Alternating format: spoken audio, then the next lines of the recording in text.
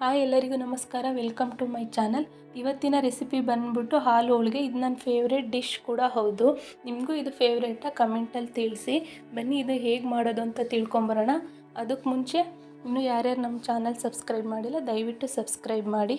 ಇದಕ್ಕೆ ಬೇಕಾಗಿರೋ ಸಾಮಗ್ರಿಗಳು ಏನೇನಂತ ಹೇಳೋದಾದರೆ, ನಾನಿಲ್ಲಿ ಮೊದಲಿಗೆ ಸ್ವಲ್ಪ ಏಲಕ್ಕಿ ಮತ್ತು ಒಣಶುಂಠಿ ಪೌಡರ್ ತೊಗೊಂಡಿದ್ದೀನಿ. ನಾನು ಪೌಡರ್ ತೊಗೊಂಡಿದ್ದೀನಿ, ನೀವು ಬೇಕಾದರೆ ಹಾಗೆ ಕೂಡ ಹಾಕ್ಕೋಬೋದು ರುಬ್ಲಿಕ್ಕೆ. ನಾನಿಲ್ಲಿ 1 ಹಿಡಿ ಆಗೋವಷ್ಟು ಗೋಡಂಬಿ ತೊಗೊಂಡಿದ್ದೀನಿ. ಹಾಗೆ ನಾನು 1 ಹಿಡಿ ಆಗೋವಷ್ಟು ಬಾದಾಮಿನ ನೀರಲ್ಲಿ ನೆನೆಸಿಟ್ಟಿದ್ದೀನಿ. ಹಾಗೆ ಬಾದಾಮಿ, ಗೋಡಂಬಿ ಮತ್ತು ಪಿಸ್ತಾನ ಸಣ್ಣದಾಗಿ ಹೆಚ್ಚಿಟ್ಕೊಂಡಿದ್ದೀನಿ ಲಾಸ್ಟಿಗೆ ಹಾಕಲಿಕ್ಕೆ ಅಂತ.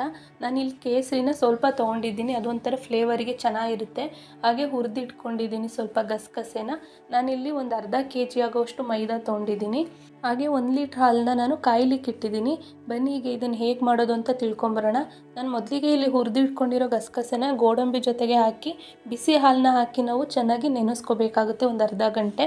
ಅದು ಚೆನ್ನಾಗಿ ಪೇಸ್ಟ್ ಆಗೋಕ್ಕೆ ಹೆಲ್ಪ್ ಆಗುತ್ತೆ, ಹಾಗೆ ಫ್ಲೇವರ್ ಸಹ ಬಿಡುತ್ತೆ. ನಾನಿಲ್ಲಿ ಸ್ವಲ್ಪ ಸಾಫ್ರಾನ್ ತೊಗೊಂಡಿದ್ದೀನಿ, ಅಂದರೆ ಕೇಸರಿ ತೊಗೊಂಡಿದ್ದೀನಿ. ಇದನ್ನು ನಾನು ಏಲಕ್ಕಿ ಮತ್ತು ಒಣಶುಂಠಿ ಪುಡಿ ಜೊತೆಗೆ ಮಿಕ್ಸ್ ಮಾಡಿ ಸ್ವಲ್ಪ ಹಾಲು ಹಾಕಿ ಸುಮಾರು ಹೊತ್ತು ನೆನೆಸಿಡಬೇಕಾಗುತ್ತೆ. ನಂತರ ನಾವು ಮಿಕ್ಸಿ ಜಾರಿಗೆ ಹಾಕಿ ಮಿಕ್ಸಿ ಮಾಡ್ಕೋಬೇಕು. ಕೆಲವರು ಸಾಫ್ರಾನ್ನ ಲಾಸ್ಟಿಗೆ ಹಾಲು ಕಾಯ್ದ ನಂತರ ಹಾಲಿಗೆ ಮಿಕ್ಸ್ ಮಾಡಿಬಿಡ್ತಾರೆ. ಬಟ್ ಈ ರೀತಿ ಮಿಕ್ಸಿ ಮಾಡ್ಕೊಳ್ಳೋದ್ರಿಂದ ತುಂಬಾ ಚೆನ್ನಾಗಾಗುತ್ತೆ. ನೀವು ಒಂದು ಸಲ ಟ್ರೈ ಮಾಡಿ, ಹೇಗಿತ್ತು ಅಂತ ಕಮೆಂಟ್ ಮಾಡಿ. ಬನ್ನಿ ಈಗ ಅದು ಸ್ವಲ್ಪ ನೆನೆಯೋ ಅಷ್ಟರೊಳಗೆ ನಾವಿಲ್ಲಿ ಮೈದಾ ಹಿಟ್ಟನ್ನ ಚೆನ್ನಾಗಿ ಕಲಿಸ್ಕೊಳ್ಳೋಣ. ನಾನಿಲ್ಲಿ ಒಂದು ಅರ್ಧ kg ಆಗೋವಷ್ಟು ಮೈದಾ ತೊಗೊಂಡಿದ್ದೀನಿ. ಅದಕ್ಕೆ ನಾನು 1 ಕಪ್ ಆಗೋವಷ್ಟು ಚಿರೋಟಿ ರವೆ ತೊಗೊಂಡಿದ್ದೀನಿ. ನಾನು ಸ್ವಲ್ಪ ಜಾಸ್ತಿ ರವೆ ತೊಗೊಂಡಿದ್ದೀನಿ, ಯಾಕಂದರೆ ನನಗೆ ಆ ಪೂರಿ ತುಂಬಾ ಕ್ರಿಸ್ಪಿ ಆಗಬೇಕು. ಈ ಹಾಲು ಹೋಳಿಗೆಗೆ ಅದು ಕ್ರಿಸ್ಪಿಯಾಗಿದ್ರೇ ಅಷ್ಟು ಚೆನ್ನಾಗಿರುತ್ತೆ. ನಂತರ ನಾವು ಇದಕ್ಕೆ ಸ್ವಲ್ಪ ಸಾಲ್ಟ್ ಆ್ಯಡ್ ಮಾಡ್ಕೊಳ್ಳೋಣ. ಈಗ ನಾವು ಚೆನ್ನಾಗಿ ಮಿಕ್ಸ್ ಮಾಡ್ಕೊಳ್ಳೋಣ ಬನ್ನಿ. ನೋಡಿ, ಇದಕ್ಕೆ ನಾವು ಸ್ವಲ್ಪನೇ ನೀರು ಹಾಕ್ಕೊಂಡು ಒಂದು ಚಪಾತಿ ಹಿಟ್ಟಿನ ಅದಕ್ಕೆ ನಾವು ಕಲಿಸ್ಕೋಬೇಕಾಗುತ್ತೆ. ಅಷ್ಟರಲ್ಲಿ ಇನ್ನೂ ಯಾರು ನಮ್ಮ ಚಾನಲ್ನ ಸಬ್ಸ್ಕ್ರೈಬ್ ಮಾಡಿಲ್ಲ ಪ್ಲೀಸ್ ಸಬ್ಸ್ಕ್ರೈಬ್ ಮಾಡಿ.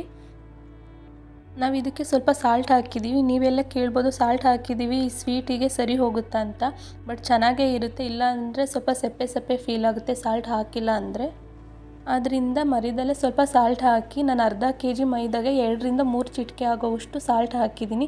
ತುಂಬ ಜಾಸ್ತಿ ಸಾಲ್ಟ್ ಹಾಕಬೇಡಿ, ಉಪ್ಪು ಸ್ವಲ್ಪ ಟೇಸ್ಟ್ ಕೊಡುತ್ತೆ.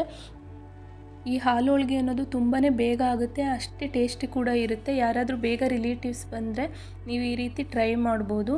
ನೋಡಿ, ಈ ರೀತಿ ಅದಕ್ಕೆ ನಾವು ಕಲಿಸ್ಕೋಬೇಕಾಗುತ್ತೆ. ಸ್ವಲ್ಪ ಹೊತ್ತು ಬಿಟ್ಟ ನಂತರ ನಾವು ಈ ಥರ ಸ್ವಲ್ಪ ಆಯಿಲ್ ಹಾಕಿ ಕಲಿಸೋದ್ರಿಂದ ಇನ್ನೂ ಸ್ವಲ್ಪ ಸಾಫ್ಟ್ ಆಗುತ್ತೆ. ನಾನಿಲ್ಲಿ ಅರ್ಧ kg ಆಗೋವಷ್ಟು ಮೈದಾ ತೊಗೊಂಡಿದ್ದೀನಿ. ಇದಕ್ಕೆ ನಾನು 150 ಗ್ರಾಮ್ ಆಗೋವಷ್ಟು ಚಿರೋಟಿ ರವೆ ಬಳಸಿರೋದು. ಇದನ್ನು ನಾವು ಬಳಸೋದ್ರಿಂದ ಏನಿಲ್ಲ ಅಂದರೂ 10ರಿಂದ 12 ಜನಕ್ಕೆ ಆಗೋವಷ್ಟು ಈ ಸ್ವೀಟ್ ಆಗುತ್ತೆ. ನನಗಿಷ್ಟ ಅಂತ ನಾನು ಜಾಸ್ತಿ ಮಾಡ್ಕೊತಾ ಇದ್ದೀನಿ. ಯಾರಾದರೂ 2 ಅಥವಾ 3 ಜನ ಇದ್ದರೆ ಸ್ವಲ್ಪ ಕಡಿಮೆ ಕ್ವಾಂಟಿಟಿ ಹಾಕ್ಕೊಳ್ಳಿ, ಅಂದರೆ 1/4 kg ಹಾಕ್ಕೊಳ್ಳಿ, ಸರಿ ಹೋಗುತ್ತೆ. ಹಾಲು ಸಹ ಅಷ್ಟೇ, ನಾನು 1 ಲೀಟ್ರ್ ಬಳಸಿದೆ. ಕಡಿಮೆ ಜನ ಇರೋರು ಅರ್ಧ ಲೀಟ್ರ್ ಬಳಸ್ಕೊಳ್ಳಿ, ಸಾಕಾಗುತ್ತೆ ಆ 1/4 kg ಮೈದಾಗೆ. ನೋಡಿ, ಅದಕ್ಕೆ ಕಲಿಸ್ಕೊಂಡ್ರೆ ಸಾಕಾಗುತ್ತೆ. ಇದಕ್ಕೆ ಮುಚ್ಚಳ ಮುಚ್ಚಿ ನಾವೇನಿಲ್ಲ ಅಂದರೂ 1/4 ಗಂಟೆನಾದರೂ ಬಿಡಬೇಕಾಗುತ್ತೆ. ಅಷ್ಟರಲ್ಲಿ ನಾವು ಒಂದು ಮಿಕ್ಸಿ ಜಾರಿಗೆ ನಾವು ಏನಿಲ್ಲ ಅಂದರೂ ಒಂದು ಅರ್ಧ ಗಂಟೆ ನೆನೆಸಿಟ್ಟಿದ್ದೆ ನಾನು ಗೋಡಂಬಿ ಮತ್ತು ಗಸಗಸೆನ. ಅದನ್ನು ನಾವು ಮಿಕ್ಸಿ ಜಾರಿಗೆ ಹಾಕ್ಕೊಳ್ಳೋಣ. ನಂತರ ನಾವು ಬಾದಾಮಿನೂ ಅಷ್ಟೇ ನಾನು ಒಂದು ಅರ್ಧ ಗಂಟೆ ಆಗೋವಷ್ಟು ನೆನೆಸಿಟ್ಟಿದ್ದೆ. ಸೊ ಅದನ್ನು ನಾವು ಹಾಕ್ಕೊಂಡು ಮಿಕ್ಸಿ ಮಾಡ್ಕೊಂಬರೋಣ. ನಾನಿಲ್ಲಿ ಬಾದಾಮಿನ ಸಿಪ್ಪೆ ಸಮೇತ ಹಾಕ್ತಾಯಿದ್ದೀನಿ. ನಿಮಗೇನಾದ್ರು ಸಿಪ್ಪೆ ಇಷ್ಟ ಇಲ್ಲ ಅಂದರೆ ಸಿಪ್ಪೆ ತೆಗೆದುಬಿಟ್ಟು ಹಾಕಿ. ಈ ರೀತಿ ಹಾಕೋದ್ರಿಂದ ಸ್ವಲ್ಪ ಕಲ್ಲರಾಗಿ ಬರುತ್ತೆ. ಇದನ್ನ ಮಿಕ್ಸಿ ಮಾಡ್ಕೊಂಬರೋಣ ಬನ್ನಿ. ನೋಡಿ, ಇದನ್ನು ತುಂಬ ನುಣ್ಣಗೆ ಪೇಸ್ಟ್ ಆಗೋವರೆಗೂ ನಾವು ರುಬ್ಕೋಬೇಕಾಗುತ್ತೆ. ನೋಡಿ, ಈ ರೀತಿ ರುಬ್ಕೋಬೇಕು. ನಂತರ ನಾವು ಏಲಕ್ಕಿ ಮತ್ತು ಸಾಫ್ರಾನ್ನ ನೆನೆಸಿರೋ ಅಂಥದ್ದನ್ನ ಹಾಕಿ ಮತ್ತು ಪೂರ್ತಿ ನುಣ್ಣಗೆ ಮಿಕ್ಸಿ ಮಾಡ್ಕೊಂಬರೋಣ. ಇದನ್ನು ನಾವು ತುಂಬ ಚೆನ್ನಾಗಿ ಕಾಯಿಸಿರೋಂಥ ಹಾಲಿಗೆ ಹಾಕ್ಕೋಬೇಕಾಗುತ್ತೆ. ನೋಡಿ, ಈ ರೀತಿ ಪೇಸ್ಟ್ ಮಾಡಿಕೊಂಡ್ರೆ ಸಾಕಾಗುತ್ತೆ. ನಾವು ಈ ಹಾಲನ್ನ ಏನಿಲ್ಲ ಅಂದರೂ ಸುಮಾರು 10ರಿಂದ 15 ನಿಮಿಷ ಚೆನ್ನಾಗಿ ಕಾಯಿಸ್ಕೊಂಡಿದ್ವಿ. ಆ ಹಸಿಯ ಹಾಲಿನ ಸ್ಮೆಲ್ಲೆಲ್ಲ ಹೋಗಬೇಕು, ಅಲ್ಲಿವರೆಗೂ ನಾವು ಚೆನ್ನಾಗಿ ಕಾಯಿಸ್ಕೊಬೇಕು. ಈ ಕಾಯ್ದಿರೋಂಥ ಹಾಲಿಗೆ ನಾವು ಪೇಸ್ಟ್ ಮಾಡ್ಕೊಂಡಿರೋದನ್ನ ಹಾಕ್ಕೊಳ್ಳೋಣ ಬನ್ನಿ. ನಂತರ ಇದು ಸ್ವಲ್ಪನೂ ಗಂಟಿಲ್ದಂಗೆ ಮಿಕ್ಸ್ ಮಾಡ್ಕೊಳ್ಳೋಣ. ಆಮೇಲೆ ಆಗಿಂದಾಗೆ ಚೆನ್ನಾಗಿ ಕೈ ಆಡ್ತಾ ಇರಬೇಕು, ಇಲ್ಲಾಂದರೆ ತಳ ಹಿಡಿಯೋ ಚಾನ್ಸಸ್ಸು ತುಂಬಾ ಇರುತ್ತೆ. ಇದು ಗಂಟು ಈಸಿಯಾಗಿ ಹೊಡೆಯುತ್ತೆ, ಏನಷ್ಟು ಭಯ ಪಡೋ ಅಂಥದ್ದೇನಿಲ್ಲ. ನಂತರ ಮಿಕ್ಸಿ ಜಾರಿಗೆ ಸ್ವಲ್ಪ ನೀರು ಹಾಕ್ಕೊಂಡು ಶೇಕ್ ಮಾಡಿ ಹಾಕೋದ್ರಿಂದ ಆ ಗೋಡಂಬಿ ಮತ್ತು ಬಾದಾಮಿ ಪೇಸ್ಟ್ ಅಲ್ಲಿ ಅಂಟಿರೋದೆಲ್ಲ ಹಾಗೆ ಬರುತ್ತೆ. ನಂತರ ಚೆನ್ನಾಗಿ ಮಿಕ್ಸ್ ಮಾಡ್ಕೊಳ್ಳೋಣ. ಇನ್ನೇನು ಕುದಿಯುತ್ತೆ ಅನ್ನೋ ಟೈಮಲ್ಲಿ ಸ್ವಲ್ಪ ಸಕ್ಕರೆ ಹಾಕ್ಕೊಳ್ಳೋಣ. ಸಕ್ಕರೆ ನೋಡಿ ಹಾಕ್ಕೊಳ್ಳಿ. ಈ ಹಾಲು ಹೋಳಿಗೆಗೆ ತುಂಬಾ ಸ್ವೀಟಿಂದು ನೆಸೆಸಿಟಿ ಇರೋದಿಲ್ಲ, ಸ್ವಲ್ಪ ಸ್ವೀಟ್ ಕಮ್ಮಿನೇ ಹಾಕ್ಕೊಳ್ಳಿ. ನಾನು 3-4 ಸ್ಪೂನ್ ಆಗೋವಷ್ಟು ಸಕ್ಕರೆ ಹಾಕ್ಕೊಂಡಿದ್ದೀನಿ. ನಿಮಗೇನಾದ್ರು ಸ್ವೀಟ್ ಜಾಸ್ತಿ ಬೇಕಾದ್ರೆ ಸ್ವಲ್ಪ ಜಾಸ್ತಿ ಹಾಕ್ಕೊಳ್ಳಿ. ನೋಡಿ, ನಾನು ಈ ಹಾಲನ್ನ ಸುಮಾರು ಒಂದು 1/4 ಗಂಟೆ ಆಗೋವಷ್ಟು ಕುದಿಸಿದ್ದೆ. ಈಗ ನಾವು ಹೆಚ್ಚಿಟ್ಕೊಂಡಿರುವಂತಹ ಡ್ರೈ ಫ್ರೂಟ್ಸ್ನ ಹಾಕೋಣ ಬನ್ನಿ. ಇದಕ್ಕೆ ಒಣದ್ರಾಕ್ಷಿ ಹಾಕಬೇಡಿ, ಹಾಲು ಉಡಿಯೋ ಚಾನ್ಸಸ್ ಇರುತ್ತೆ. ಸೊ ಅದರಿಂದ ಇನ್ನು ಮಿಕ್ಕಿರುವಂಥ ಡ್ರೈ ಫ್ರೂಟ್ಸ್ನ ಚೆನ್ನಾಗಿ ಹೆಚ್ಚಿ ಹಾಕಿದ್ದೀನಿ. ಇದು ತುಂಬಾ ಚೆನ್ನಾಗಿ ಟೇಸ್ಟ್ ಸಹ ಕೊಡುತ್ತೆ ಇದು. ಈಗ ಆಲ್ಮೋಸ್ಟ್ ಆಗಿದೆ ಇದು. ಇನ್ನು ಮುಚ್ಚಳ ಮುಚ್ಚಿ ಸಪ್ರೇಟಾಗಿ ಎತ್ತಿಡಬೇಕಾಗತ್ತೆ. ಗೋಡಂಬಿ ಮತ್ತು ಬಾದಾಮ್ ಹಾಲಿಂದು ಇಲ್ಲಿಗೆ ಕೆಲಸ ಮುಗೀತು. ಇದನ್ನ ಸಪ್ರೇಟಾಗಿ ಎತ್ತಿಡೋಣ.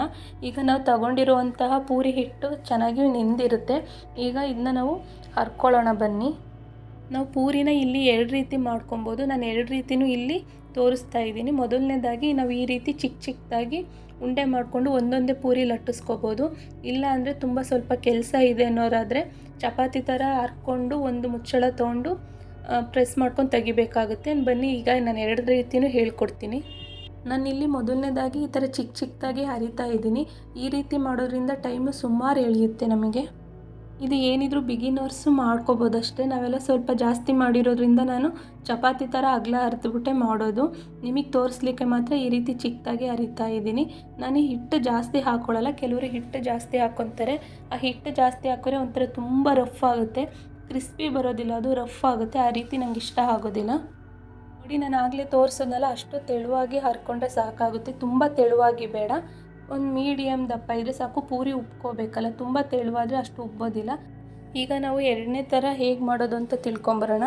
ಈ ರೀತಿ ನಾವು ದಪ್ಪ ಉಂಡೆ ತೊಗೊಂಡು ಚಪಾತಿ ಹರಿದಂಗೆ ಫುಲ್ಲು ಹರ್ಕೋಬೇಕಾಗುತ್ತೆ, ತುಂಬ ದೊಡ್ಡದಾಗಿ. ನಾನಿಲ್ಲಿ ಸ್ವಲ್ಪ ಅಕ್ಕಿ ಹಿಟ್ಟು ಬಳಸಿದ್ದೀನಿ. ನನಗೆ ಅಭ್ಯಾಸ ಆಗಿದೆ ಸ್ವಲ್ಪ ಈ ಮೈದಾಗೆ ಅಕ್ಕಿ ಹಿಟ್ಟು ಹಾಕಿ. ನೀವು ಮೈದಾ ಹಿಟ್ಟು ಸಹ ಬಳಸ್ಕೋಬೋದು, ಸ್ವಲ್ಪ ಅಡಿಗೆ ಹಾಕ್ಲಿಕ್ಕಷ್ಟೇ. ನಾವು ಇದನ್ನು ಫುಲ್ಕ ಚಪಾತಿಗೆ ಹೇಗೆ ಹರ್ಕೋಬೇಕೋ ಅಷ್ಟು ತೆಳುವಾಗಿ ಹರ್ಕೊಂಡ್ರೆ ಸಾಕಾಗುತ್ತೆ. ತುಂಬ ತೆಳುವಾಗಿ ಬೇಡ, ಪೂರಿ ಉಬ್ಬೋದಿಲ್ಲ. ನಾವು ಇದನ್ನು ಚಪಾತಿ ಹಿಟ್ಟಲ್ಲಿ ಸಹಿತ ಮಾಡ್ಕೋಬೋದು, ಅಂದರೆ ಗೋಧಿ ಹಿಟ್ಟಲ್ಲಿ. ತುಂಬ ಹೆಲ್ತ್ ಕಾನ್ಷಿಯಸ್ ಇರೋರು ಗೋಧಿ ಹಿಟ್ಟಲ್ಲಿ ಬಳಸಿ, ಯಾಕಂದರೆ ಮೈದಾ ಅಷ್ಟು ಹೆಲ್ತಿಗೆ ಒಳ್ಳೆಯದಲ್ಲ. ನನಗೆ ಈ ಮೈದಾ ಟೇಸ್ಟ್ ಇಷ್ಟ ಆಗುತ್ತೆ, ಅದಕ್ಕೋಸ್ಕರ ನಾನು ಮೈದಾ ಬಳಸ್ತಾ ಇದ್ದೀನಿ. ಗೋಧಿ ಹಿಟ್ಟಲ್ಲಿ ಮಾಡಿದ್ರು ಸಹಿತ ತುಂಬಾ ಚೆನ್ನಾಗಿ ಬರುತ್ತೆ. ನೋಡಿ, ಈ ರೀತಿ ತೆಳುವಾಗಿ ನಾವು ಹರ್ಕೋಬೇಕಾಗುತ್ತೆ. ಈ ಹಾಲು ಹೋಳಿಗೆ ನಮ್ಮ ಹೆಲ್ತಿಗೆ ತುಂಬಾ ಹೆಲ್ಪ್ ಆಗುತ್ತೆ. ಯಾಕಂದರೆ ಇದಕ್ಕೆ ಡ್ರೈ ಫ್ರೂಟ್ಸ್ ಯೂಸ್ ಮಾಡಿದ್ದೀವಿ ಮತ್ತು ಹಾಲು ಕೂಡ ಯೂಸ್ ಮಾಡಿರೋದ್ರಿಂದ ನಮ್ಮ ಹೆಲ್ತಿಗೆ ತುಂಬಾ ಬೆನಿಫಿಟ್ ಇದೆ. ಡ್ರೈ ಫ್ರೂಟ್ಸ್ ಮೊದಲೇ ಪ್ರೋಟೀನ್ ಜಾಸ್ತಿ ಇರುತ್ತೆ. ಈ ಮೈದಾ ಬದಲಿಗೆ ಗೋಧಿ ಹಿಟ್ಟು ಮಾಡಿದ್ರೆ ನಮ್ಮ ಹೆಲ್ತಿಗೆ ತುಂಬಾ ಎಲ್ಲದರಿಂದನೂ ಹೆಲ್ಪ್ ಆಗುತ್ತೆ. ಈ ಮೈದಾ ಅಷ್ಟು ಹೆಲ್ದಿ ಅಲ್ಲ, ನೀವು ಗೋಧಿ ಹಿಟ್ಟೇ ಬಳಸಿ. ನೋಡಿ, ಈಗ ಯಾವುದಾದ್ರೂ ಒಂದು ಬಾಕ್ಸಿನ ಮುಚ್ಚಳದಿಂದ ಪೂರಿನ ಈ ರೀತಿ ತಕ್ಕೊಳ್ಳಿ. ಎಲ್ಲವೂ ಸಮನಾಗಿ ಬರುತ್ತೆ. ತುಂಬ ದೊಡ್ಡ ಪೂರಿ ಬೇಡ, ಯಾಕಂದರೆ ನಾವು ಪೂರಿ ಸಾಗು ಮಾಡ್ತಾ ಇಲ್ಲ. ಇದು ಹಾಲು ಹೋಳಿಗೆಗೆ ಇಷ್ಟು ಚಿಕ್ಕ ಇದ್ದರೆ ಸಾಕಾಗುತ್ತೆ. ಬನ್ನಿ, ಈಗ ಇದನ್ನು ಎಣ್ಣೆಯಲ್ಲಿ ಬೇಯಿಸ್ಕೊಂಬರೋಣ. ಈಗ ಎಣ್ಣೆ ಕಾಯ್ದಿದೆಯಾ ಅಂತ ಒಂದು ಸ್ವಲ್ಪ ಮೈದಾ ಹಿಟ್ಟು ಹಾಕಿ ನೋಡ್ತಾ ಇದ್ದೀನಿ. ನನಗೆ ಇದು ಅಭ್ಯಾಸ ಆಗಿದೆ. ಬನ್ನಿ, ಈಗ ಎಣ್ಣೆ ಕಾಯ್ದಿದೆ. ನೆಕ್ಸ್ಟ್ ನಾವು ಪೂರಿನ ಬೇಯಿಸ್ಕೊಳ್ಳೋಣ. ಪೂರಿ ಮೇಲೆ ಸ್ವಲ್ಪನೇ ಎಣ್ಣೆ ಈ ರೀತಿ ಹಾಕ್ತಾಯಿದ್ರೆ ಪೂರಿ ಉಬ್ಕೊಂಬರುತ್ತೆ. ಇಲ್ಲಾಂದರೆ ಹಾಗೂ ಸಹ ಬರುತ್ತೆ. ಆ ಥರ ಬರಲಿಲ್ಲ ಅಂದರೆ ಎಣ್ಣೆ ಅದ್ರ ಮೇಲೆ ಸ್ವಲ್ಪ ಹಾಕಿ, ಆಗ ಪೂರಿ ಚೆನ್ನಾಗಿ ಉಬ್ಕೊಂಬರುತ್ತೆ. ಈ ಪೂರಿ ಗೋಲ್ಡನ್ ಬ್ರೌನ್ ಕಲರ್ ಬರೋವರೆಗೂ ಚೆನ್ನಾಗಿ ಬೇಯಿಸ್ಕೊಳ್ಳೋಣ. ಚೆನ್ನಾಗಿ ಉಬ್ಕೊಬೇಕು. ಇದನ್ನು ಎಲ್ರಿಗೂ ಈ ರೀತಿ ಉಬ್ಕೊಂಡಿದ್ರೆ ಚೆನ್ನಾಗಿರುತ್ತೆ. ಬಟ್ ನನಗೆ ಸ್ವಲ್ಪ ಈ ಥರ ಗಟ್ಟಿ ಗಟ್ಟಿ ಇದ್ರೇ ಚೆನ್ನಾಗಿರುತ್ತೆ, ಅಂದರೆ ಪೂರಿ ಉಬ್ಬಿರೋದಿಲ್ವಲ್ಲ, ಆ ರೀತಿ ಇದ್ರೇ ನನಗೆ ಇಷ್ಟ ಆಗುತ್ತೆ. ಸೊ ನಿಮಗೆಲ್ಲ ತೋರಿಸ್ಲಿಕ್ಕೆ ಈ ರೀತಿ ಉಬ್ಬಿರೋವಂಥ ಪೂರಿನ ಮಾಡ್ತಾಯಿದ್ದೀನಿ ನಾನು. ನೋಡಿ, ಈ ರೀತಿ 2 ಸೈಡು ಚೆನ್ನಾಗಿ ಬೇಯಿಸ್ಕೊಬೇಕಾಗುತ್ತೆ, ಗೋಲ್ಡನ್ ಬ್ರೌನ್ ಕಲರ್ ಬರೋವರೆಗೂ. ನಂತರ ಇದನ್ನ ಒಂದು ಪ್ಲೇಟಿಗೆ ಎತ್ತಿಟ್ಕೊಳ್ಳೋಣ. ಹಾಗೆ ಇನ್ನೊಂದು ಅದೇ ರೀತಿ ಬೇಯಿಸ್ಕೊಳ್ಳೋಣ. ನಾನಿಲ್ಲಿ ಕಡಿಮೆ ಜನ ಇರೋದ್ರಿಂದ ಸ್ವಲ್ಪ ಎಣ್ಣೆ ಹಾಕ್ಕೊಂಡು ಬೇಯಿಸ್ಕೊತಾ ಇದ್ದೀನಿ. ಯಾಕಂದರೆ ನಮ್ಮ ಮನೇಲಿ ಸ್ವಲ್ಪ ಒಂದು ಸಲ ಬೇಯಿಸಿದ ಎಣ್ಣೆನ ಮತ್ತೆ ಬಳಸೋದಿಲ್ಲ, ಅದಕ್ಕೆ ನಾನು ಕಡಿಮೆ ಎಣ್ಣೆ ಹಾಕಿ ಬೇಯಿಸ್ಕೊತಾ ಇದ್ದೀನಿ. ನಿಮ್ಮ ಮನೇಲಿ ಜಾಸ್ತಿ ಜನ ಇದ್ದರೆ ಸ್ವಲ್ಪ ಜಾಸ್ತಿ ಎಣ್ಣೆ ಹಾಕ್ಕೊಂಡು 2-3 ಪೂರಿನ ಬೇಯಿಸ್ಕೊಳ್ಳಿ. ನೋಡಿ, ಈ ರೀತಿ ಉಬ್ಬಿ ಬರೋವರೆಗೂ ಚೆನ್ನಾಗಿ ಬೇಯಿಸ್ಕೊಂಡ್ರೆ ಸಾಕಾಗುತ್ತೆ. ನೋಡಿ, ಈ ರೀತಿ ಡೀಪ್ ಫ್ರೈ ಮಾಡಿರೋವಂಥ ಎಣ್ಣೆನ ಪದೇ ಪದೇ ಬಳಸಬೇಡಿ. ಫಸ್ಟು ಅಥವಾ 2ನೇ ಸಲ ಬೇಯಿಸೋವರೆಗೂ ಬಳಸಿ, ಅದಾದಮೇಲೆ ಬಳಸಬೇಡಿ, ಹೆಲ್ತಿಗೆ ಅಷ್ಟು ಒಳ್ಳೆಯದಲ್ಲ.